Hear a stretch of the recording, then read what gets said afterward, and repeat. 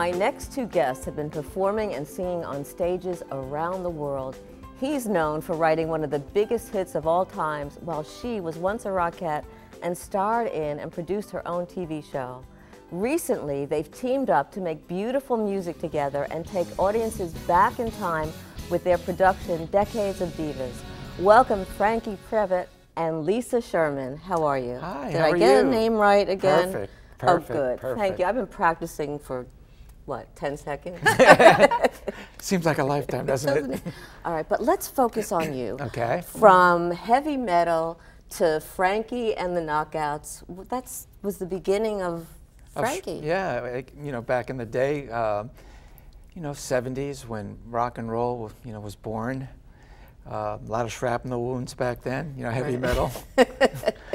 And my dad, being an opera singer, was always supportive of me, even though it was just controlled yelling, and, you know, basically back then. And as time went on, my R&B roots came out, you know, from listening to all the, you know, Soul Survivors and the Rascals and the Temptations and Four Tops, you know, so I had that soul thing still in me from being a kid.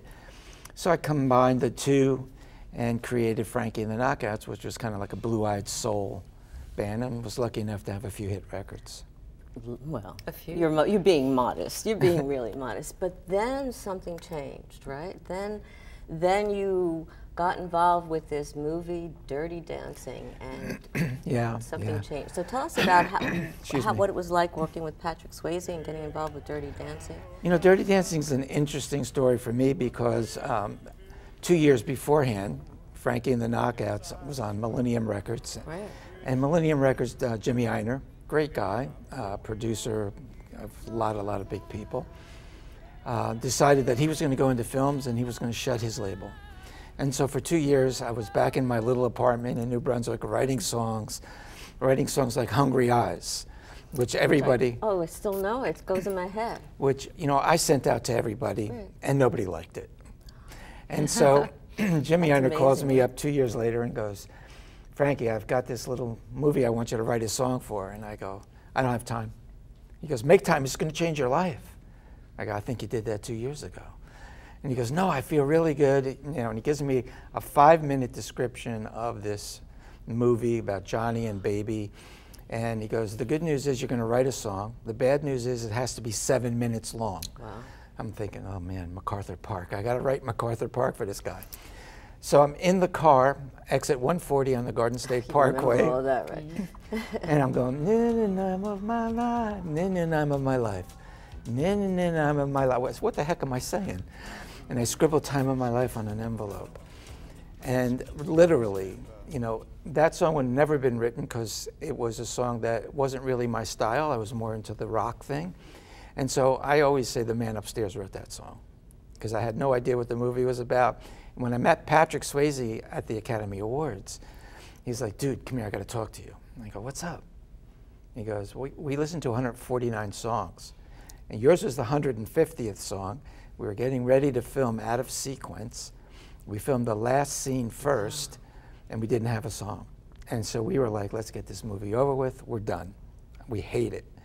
And then the last cassette back in the day came in, and it was you singing with that girl. I said, yeah, Rochelle Capelli. He goes, you're the only one that did a duet, and we filmed to you singing Time of My Life. And he goes, at the end of the day, we looked at each other and went, oh my God, what just happened? And what just happened was right. You won an Academy Award for it, Golden Globe Award. I did. Grammy nomination. Yeah, I did. Right? Pretty incredible. It was a great year. It was a good year. How did the two of you meet? We don't want to forget about you. Hi. We have more to come. I was looking at me back in the day with the mustache. I saw that too. We'll talk about that later. We met at McLuhan's. at a bar, a supper club actually, and we just connected. But the next day, after we had met, Franke had approached me and asked, you know, where I was performing next. He knew I was a singer, and it just so happened I was performing in Point Pleasant, New Jersey, and it was a big outdoor stage 16-piece orchestra presentation. About 2,000 people. Wow. Yeah. It was a nice gig. Yeah. It was a nice gig.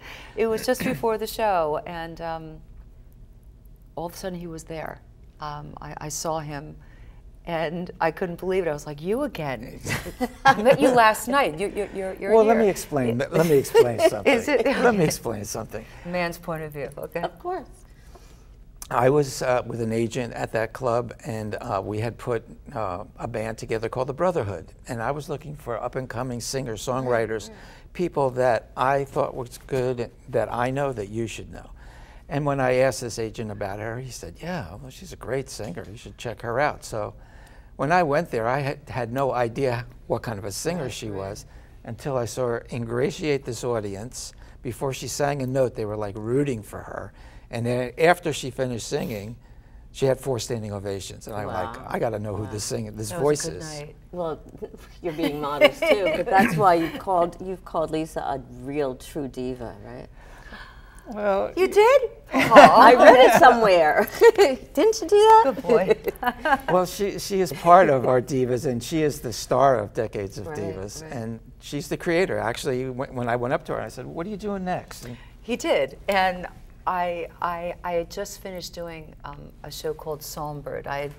For the past 4 years, I've headlined the Count Basie. I headlined the Algonquin Theater in Manasquan, and I called it Songbird, which was like a mix of everything I do, the best of Lisa Sherman, if you will. Hold on to that. More with you and you, Frankie, when we return right after the break.